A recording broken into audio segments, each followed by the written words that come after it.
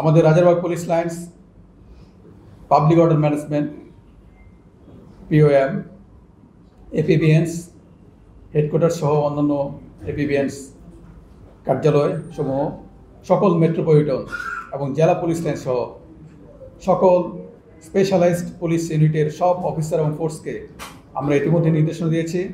আগামী 8 আগস্ট 2024 তারিখ বৃহস্পতিবার অর্থাৎ আগামীকাল সন্ধ্যার মধ্যে স্ব কর্মস্থলে যোগদান করতে হবে। ইতিমধ্যে এই নির্দেশনা প্রদান করা হয়েছে।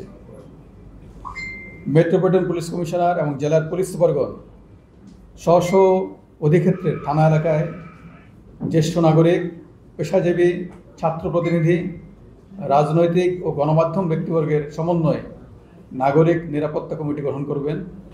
আমরা জনসাধারণের প্রতি আহ্বান জানাচ্ছি, বর্ণিত কমিটি থানা এবং থানা এলাকার নিরাপত্তা বিধানে আপৎকালীন সহায়ক ভূমিকা রাখবে এবং পরবর্তীতে এর চূড়ান্ত রূপরেখা আমরা প্রণয়ন করে সার্কুলেট করব। আগামী 24 ঘন্টার মধ্যে সকল মেট্রোপলিটন, জেলা, নৌ, রেলওয়ে পুলিশ, হাইওয়ে পুলিশ এবং হাইওয়ে পুলিশের সকল থানা এদের অফিসার এবং ফোর্স স্ব পুলিশ লাইন্সে যোগদানের জন্য ইতিমধ্যে নির্দেশনা প্রদান করা হয়েছে। আমি আপনাদের মাধ্যমে সেই নির্দেশনাটা তাদের মাধ্যমে যেন আপনাদের মিডিয়ার মাধ্যমে যায় সেই ব্যাপারে ব্যবস্থা গ্রহণের জন্য অনুরোধ জানাচ্ছি।